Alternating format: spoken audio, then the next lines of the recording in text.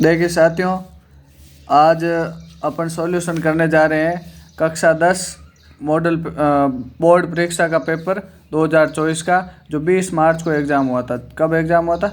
20 मार्च को जो एग्ज़ाम हुआ था उसका साइंस का पूरा पेपर है। आज पार्ट ए का पूरा सॉल्यूशन आज आप इस वीडियो के अंदर देख पाओगे। और ये क्वेश्चन, फर्स्ट क्वेश्चन, पहला क्वेश्चन है कि Fe+H2O ये अभिक्रिया करके Fe3O4 प्लस H2 ये बना, तो इस अभिक्रिया में Fe का गुणांक क्या होगा ये आपको बताना है। Fe3 है तो इसका गुणांक Fe का गुणांक 3 हो जाएगा। इसका ऑप्शन नंबर सी है, इसका आंसर हो जाएगा। इंग्लिश मीडियम के लिए ऑप्शन नंबर 3 सी ऑप्शन है वो इसका राइट आंसर हो जाएगा। अगला क्वेश्चन देखिए, दही में उपस्थित अम्ल है। दही में कौन सा अम्ल होता है? तो दही में उपस्थित अम्ल का नाम होता है लैक्टिक अम्ल। कौन सा अम्ल उपस्थित होता है? लैक्टिक अम्ल। An acid present in curd, दही के अंदर लैक्टिक एसिड उपस्थित होता है। उष्मा का सबसे अच्छा चालक कॉपर होता है, तो इसका ऑप्शन नंबर ए इसका राइट आंसर हो जाएगा। कीटोन में उपस्थित प्रकार्यात्मक समूह सी, और दोनों तरफ जो कार्बन जुड़े होते हैं ये प्रकार्यात्मक समूह है जो कीटोन होता है। इसका ऑप्शन नंबर बी इसका राइट आंसर हो जाएगा। इसका right answer option number B हो जाएगा। अगला क्वेश्चन देखिए, मानव में हृदय एक तंत्र का भाग है जो किससे संबंधित है? तो मानव हृदय परिसंचरण तंत्र से संबंधित है, तो इसका सर्कुलेशन इसका आंसर हो जाएगा। सर्कुलेशन ऑप्शन नंबर डी इसका राइट आंसर हो जाएगा। पर्ण में छिद्रों को खुलने और बंद होने का कार्य किसके द्वारा होता है? पर्ण में छिद्रों के खुलने और बंद होने का कार्य द्वार कोशिका के अंदर होता है, गार्ड सेल। इसका option number C is the right answer. इसका राइट आंसर सी हो जाएगा। कौन सी अंतःस्रावी ग्रंथि सभी अंगों में वृद्धि प्रेरित करती है? सभी अंगों में वृद्धि प्रेरित करने वाली ग्रंथि का नाम है पीयूष ग्रंथि, यानी pituitary gland. Option number A इसका राइट आंसर हो जाएगा। जब पुष्प में पुंकेसर और स्त्री केसर दोनों उपस्थित होते हैं तो पुष्प क्या कहलाते हैं? जब दोनों पुंकेसर और स्त्री केसर दोनों उपस्थित होते हैं तो वो पुष्प कहलाएंगे उभयलिंगी, बाइसेक्सुअल कहलाएंगे। ऑप्शन नंबर सी इसका राइट आंसर हो जाएगा। ऑप्शन नंबर सी इसका राइट आंसर हो जाएगा। पुरुष में लिंग गुणसूत्र कौन से होते हैं? पुरुष में लिंग गुणसूत्र पूछा हुआ है, तो पुरुष में लिंग गुणसूत्र XY होते हैं। और अगर आपको स्त्री में पूछ लिया जाए, स्त्री में लिंग गुणसूत्र पूछ लिया जाए तो वो हो जाएगा XX। तो XX किसका हो जाएगा? स्त्री का। और पुरुष का पूछा हुआ तो इसका आंसर हो जाएगा XY। तो ऑप्शन नंबर बी इसका राइट आंसर हो जाएगा। एक व्यक्ति समतल दर्पण से 3 मीटर दूर खड़ा है, तो व्यक्ति तथा उस प्रतिबिंब के बीच की दूरी, जैसे ये समतल दर्पण है और यहाँ कोई व्यक्ति खड़ा है, उस व्यक्ति की इस दर्पण से इससे दूरी है, जो प्रतिबिंब से दूरी है वो है 3 मीटर। और अगर यहाँ मान ली जाए x दूरी है तो जो प्रतिबिंब बनेगा उस प्रतिबिंब की भी दूरी x ही होगी, यानी सेम डिस्टेंस होती है उनके बीच में। तो यहाँ 3 मीटर दूर खड़ा है तो इसके बीच की दूरी भी 3 मीटर हो जाएगी। ऑप्शन नंबर सी इसका राइट आंसर हो जाएगा। प्रकाश का अपवर्तन की घटना में यदि साइन I A है और साइन R B है, तो देखो आपने म्यू यानी नियम पढ़ा स्नेल का नियम, उसमें mu is sine I upon sine R होता है, ये आपने पढ़ा है। तो साइन I को अपन ने A नाम दे दिया, साइन R को B नाम दिया, तो A अपॉन B इसका राइट आंसर हो जाएगा। तो option number C is the right answer. इसका ऑप्शन सी इसका राइट आंसर हो जाएगा। अग्रिम सूर्योदय और विलंबित सूर्यास्त का कारण होता है, इनका कारण होता है वायुमंडलीय अपवर्तन, atmospheric refraction. Option number B is the right answer. Okay, और इसमें प्रिज्म का विचलन कोण दर्शाना है, तो विचलन कोण आपने देखा होगा कि यहाँ विचलन कोण डी का मान यहाँ लिखा होता है, यहाँ डी की जगह x दिया हुआ है। क्या दिया हुआ है? x दिया हुआ। तो ये इसका विचलन कोण है, तो विचलन कोण इसका option number C is the right answer. Option number C इसका राइट आंसर होता है। ये x है वो यहाँ विचलन कोण है। विद्युत उपकरणों में भू संपर्क तार का उपयोग होता है, जो अर्थिंग की जाती है उसका उपयोग कैसे क्यों किया जाता है? अर्थिंग का उपयोग ऐसे किया जाता है सुरक्षा उपाय के रूप में, सेफ्टी मेजर्स।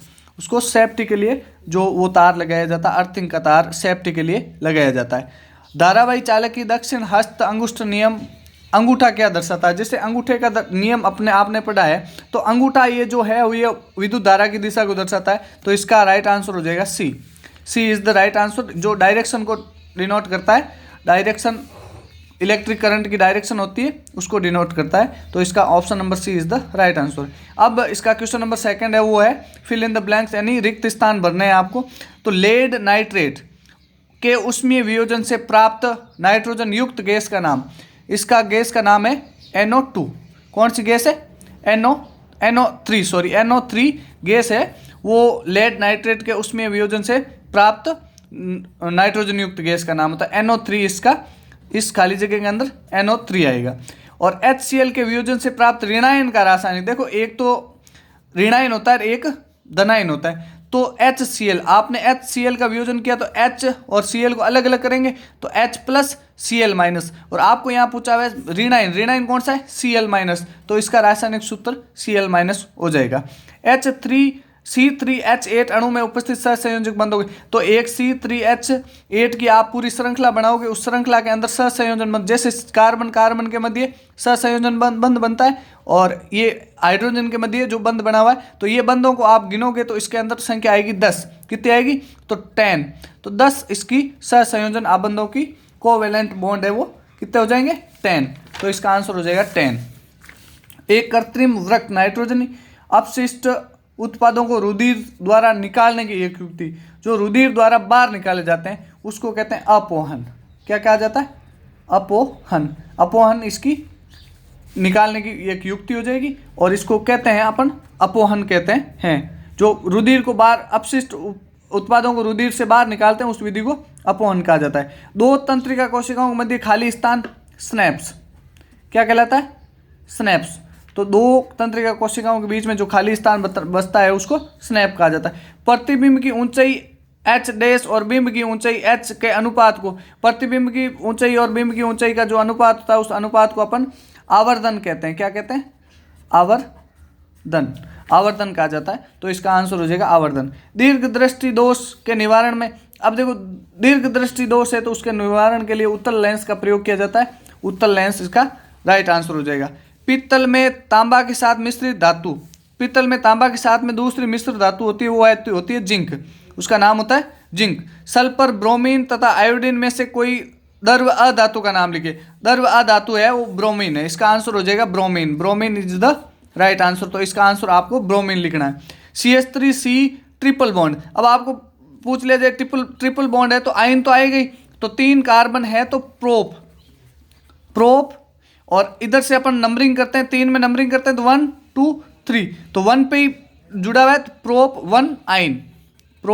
1 आइन, या फिर आप इसका नाम लिख सकते हो 1 प्रोपाइन इसका राइट आंसर, इसका नाम हो जाए। रेजिन तथा गोंद के कौन से भाग से संचित होते हैं? इसके कौन से भाग से रेजिन और गोंद प्राप्त होता है? तो जाइलम, इसका राइट आंसर हो जाएगा। जाइलम से प्राप्त होते हैं, तो जाइलम इसका 4th का अपने का राइट आंसर हो जाएगा। मस्तिष्क का कौन सा भाग रक्तदाब, लार और वमन का नियंत्रण करता है? कौन सा करता है? वमन का नियंत्रण कौन करता है? पश्च मस्तिष्क। कौन करता है? पश्च मस्तिष्क, इसका राइट आंसर हो जाएगा। 2 जीवाणु जनित संक्रामक रोगों के नाम लिखने।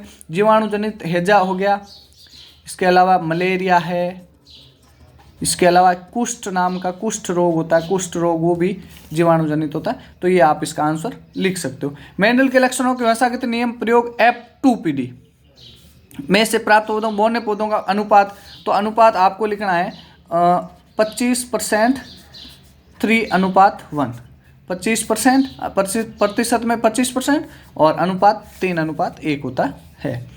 गोलीय लेंस के लिए प्रतिबिंब दूरी U और प्रतिबिंब दूरी V है, तो फोकस दूरी F में संबंध ज्ञात कीजिए। तो आपको ऐसे बताया हुआ 1/F = 1/U - 1/V, इसका राइट आंसर हो जाए। नेत्र का कौन सा भाग पुतली के साइज को नियंत्रित करता है? तो नेत्र का भाग होता है परितारिका है, जो पुतली की साइज को करता है, अपना उसको नियंत्रित करता है। पारितंत्र में उपभोक्ता का एक उदाहरण है, उपभोक्ता का उदाहरण पारितंत्र के अंदर गाय हो जाएगी, भैंस हो जाएगी, बकरी और कोई भी जानवर आप लिख सकते हो। इसमें बकरी ये क्या पारितंत्र का भाग हो जाएगा। तो देखिए इसमें मैंने पूरा पार्ट ए का सॉल्यूशन पूरा आपको इसमें बता दिया है, पार्ट ए का पूरा सॉल्यूशन। और नेक्स्ट वीडियो के अंदर खंड ब सेक्शन बी, जो बी का सॉल्यूशन है, नेक्स्ट वीडियो के अंदर पूरा सॉल्यूशन आ जाएगा। आप देखिएगा कितने